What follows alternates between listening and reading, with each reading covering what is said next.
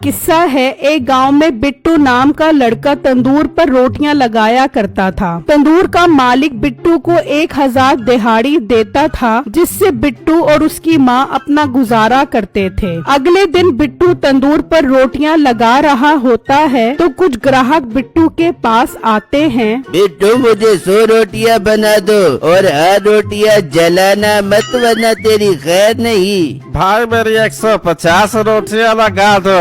भाई साहब आज मुझे जल्दी घर जाना है, मैं इतनी सारी रोटियां नहीं बना सकता, मेरी माँ की तबीयत ठीक नहीं है। ओ भाई तेरी माँ की तबीयत खराब है तो ये तेरा मसला है, हमें रोटियां बना कर दे वरना तेरे मालिक को तेरी शिकायत लगा देंगे। नहीं नहीं भाई मेरी शिकायत मत लगाना, मैं रोटियां लगा देता हूँ। फिर बिट्टू उदास होकर रोटियां लगाने लग जाता है और फिर जब शाम होती है तो बिट्टू दुकान मालिक के पास आता है। साहब जी मुझे आज थोड़े ज्यादा पैसे चाहिए, मैंने अपनी माँ का इलाज करवाना है। बिट्टू आजकल हालात ठीक नहीं चल रहे, मैं सिर्फ तुम्हारे 1000 रुपए दिहाड़ी ही दे सकता हूँ, इससे ज्यादा नहीं दे सकता। साहब जी 1000 तो बहुत थोड़े हैं, वैसे भी आज बहुत ग्राहक आए थे, मुझे थोड़े ज्यादा पैसे दे दे। वैसे भी मैं पैसे आपसे उधार मांग रहा हूँ, अगली तनख्वाह पर काट लेना।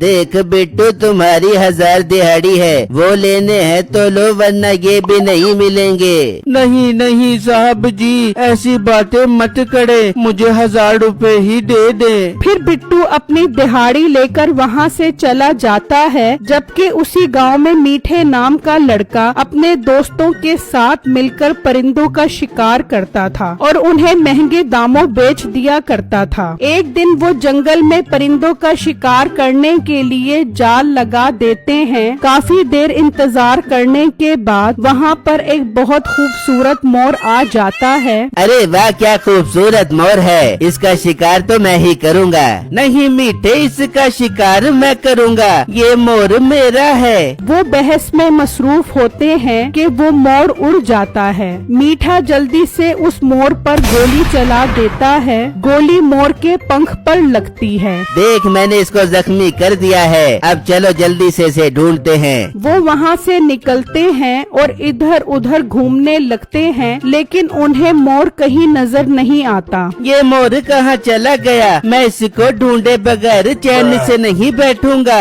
अरे मेरे दोस्त सब्र कर, सब्र का फल मीठा होता है, हम जरूर इस मोर को ढूंढ निकालेंगे। दूसरी तरफ बिट्टू काम करके घर जा रहा होता है तो अचानक उसे दरख्त से एक परिंदा गिरता हुआ नजर आता है। जब वो देखता है तो वो एक बहुत खूबसूरत मोर होता है। बिट्टू जल्दी से उसके पास आता है तो देखता है कि मोर का पंख काफी जख्मी है। हाय अल्लाह ये मोर तो काफी जख्मी है, जरूर शिकारियों ने इसको मारने की कोशिश की होगी, मुझे इसको बचाना चाहिए। बिट्टू की अचानक नजर पड़ती है, मीठा अपने दोस्त के साथ आता दिखाई देता है। बिट्टू जल्दी से उस मोर को करीब ही एक जगह पर छुपा देता है। मीठा और उसका दोस्त आते हैं। बिट्टू तुमने यहाँ किसी मोर को तो नहीं देखा? नहीं मीठे भाई मैंने किसी मोर को नहीं देखा। मोटे सच सच बता, वो मोर हमारा है, हमने उसका शिकार किया है। तुझे हमेशा हमारे शिकार किए हुए परिंदों से हमदर्दी होती है, इसलिए बोल रहा हूँ अगर वो मोर नजर आए तो हमें दे दी।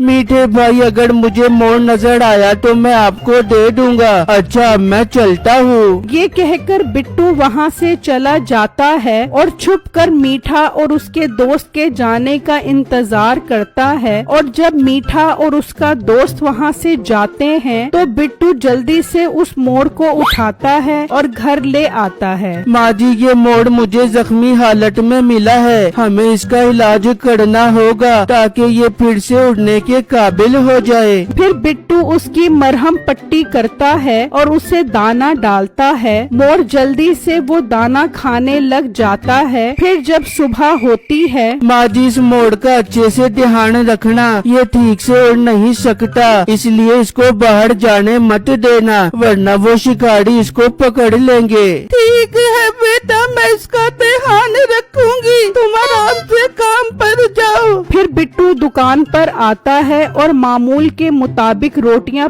पकाने लग जाता है। अभी कुछ ही देर गुजरी होती है कि वहाँ वही जख्मी मोर आ जाता है और बिट्टू के पास बैठ जाता है। अरे तुम यहाँ कैसे आ गए? तुम्हें तो मैं घर छोड़कर आया था। अगर मीठा यहाँ आ गया तो तुम्हें अपने साथ ले जाएगा। बिट्टू जल्दी से उसे उठाता है तो वो मोर रोटियों की तरफ देखता है। इस मोर को तो भूख लगी है।